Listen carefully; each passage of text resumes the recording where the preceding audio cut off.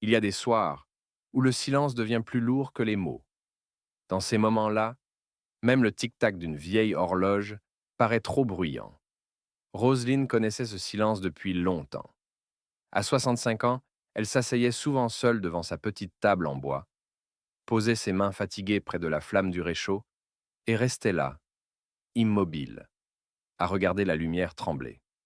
Elle se demandait combien de choses elle avait laissées derrière elle, sans même s'en rendre compte, combien de rêves elle avait rangés sans leur dire au revoir. Elle avait travaillé toute sa vie pour les autres, et à force de servir, elle avait doucement oublié qu'elle avait, elle aussi, une vie à commencer. Roselyne vivait dans une zone de campagne d'Amérique latine, dans une petite maison en bois posée au bord d'un chemin de terre que la poussière recouvrait chaque jour. Le matin, bien avant que le soleil ne se lève, elle sortait de son lit sans bruit, allumait le petit réchaud, préparait son café, balayait la galerie et mettait son chapeau usé avant de partir à pied vers les champs. Elle était paysanne, mais ses mains travaillaient des terres qui ne lui appartenaient pas. Toute la journée, elle désherbait, récoltait, portait des sacs plus lourds que son propre corps, pendant que d'autres construisaient leur maison, leurs clôtures et leurs projets. Le soir, quand elle rentrait, elle déposait ses sandales près de la porte, s'asseyait un moment sans parler, laissant le silence remplir la pièce comme un visiteur familier. Parfois, les yeux posés sur la flamme du réchaud, elle parlait à Dieu à voix basse et demandait s'il restait encore quelque chose pour elle, ou si elle avait déjà tout donné. Derrière sa maison, une vieille remise en bois et en tôle restait ouverte depuis des années, servant seulement à entreposer quelques sacs de maïs et des outils usés. Un soir, alors qu'elle y déposait un sac plus lourd que ses bras fatigués, Roselyne s'arrêta. Elle regarda cet espace vide, resta immobile quelques secondes, puis murmura presque sans voix si Dieu n'en avait pas encore fini avec elle. Le lendemain matin, elle ouvrit la petite boîte en fer où elle gardait ses rares économies. 3 billets froissés reposaient au fond. Elle les glissa dans sa poche, marcha jusqu'au marché du village et acheta une aiguille, du fil et un morceau de tissu. Le soir même, assise à sa table, elle posa le tissu devant elle. Ses mains tremblaient. Les premières coutures n'étaient pas droites. Le fil se cassait parfois. Son cœur doutait, mais elle continua, point après point, comme si chaque geste était une manière de répondre à la question qu'elle avait posée la veille. Si tu es encore là, ce n'est pas par hasard. Quelque chose en toi a reconnu ce combat silencieux. Il y a des rêves qu'on a appris à taire, des désirs qu'on a rangés trop loin, et des âges auxquels on nous a fait croire qu'il n'y avait plus rien à commencer. L'histoire de Roselyne n'est pas terminée. Reste avec nous, parce que parfois, la vie commence exactement au moment où tout semblait déjà fini. Ce soir-là, Roselyne était restée plus longtemps que d'habitude devant sa table. La lampe éclairait à peine le tissu posé devant elle. Ses doigts lui faisaient mal, mais elle essayait encore de redresser une couture qui refusait de tenir. Elle posa enfin l'aiguille. Elle regarda le sac en silence. La fermeture ne fermait pas bien. Les coutures étaient irrégulières. Le tissu se pliait mal. Elle resta ainsi plusieurs minutes, sans bouger. Puis sa voix sortit, très basse, comme si elle parlait à quelqu'un d'invisible. Seigneur, j'ai peut-être perdu mon temps. Ses mains tremblaient quand elle toucha le sac. Un poids serrait sa poitrine.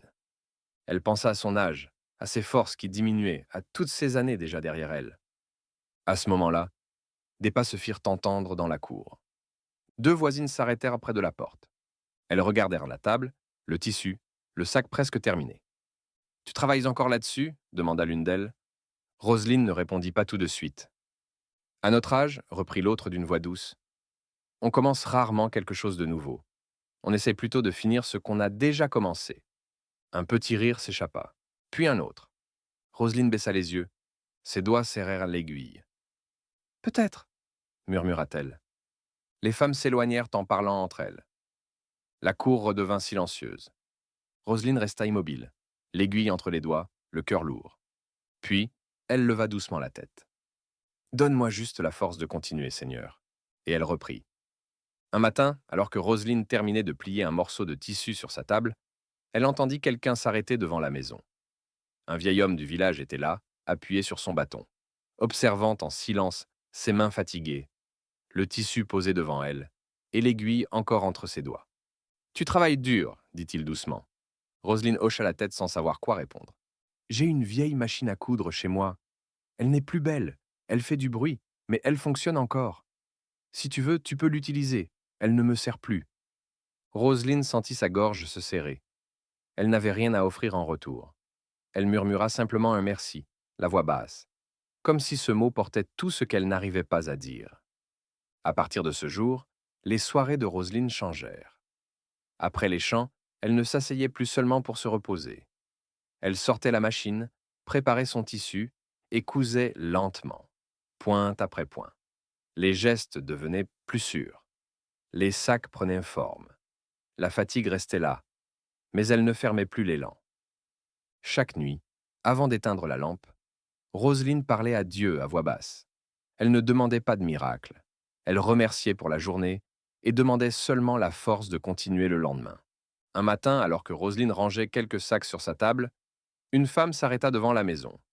Elle regarda longtemps, puis demanda si c'était elle qui les fabriquait. Roselyne répondit doucement que oui. J'en voudrais un.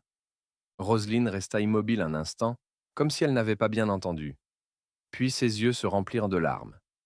Pour la première fois depuis longtemps, quelqu'un croyait en ce qu'elle faisait. Ce jour-là, Roselyne resta longtemps assise après le départ de la femme. Le sac n'était déjà plus sur la table, mais ses mains gardaient encore la chaleur du tissu.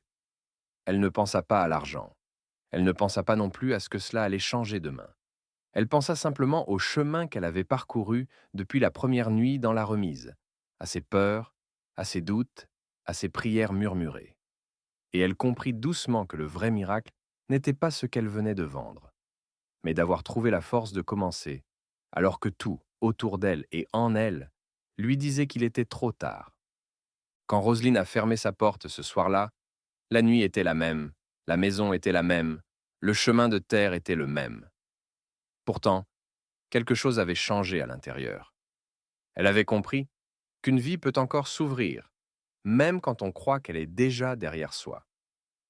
Si cette histoire a réveillé quelque chose en toi, prends une seconde avant de partir. Abonne-toi à la chaîne. Ici, on raconte des vies simples, des vies fatiguées, des vies que beaucoup croient finies, et qui trouvent encore un chemin pour recommencer.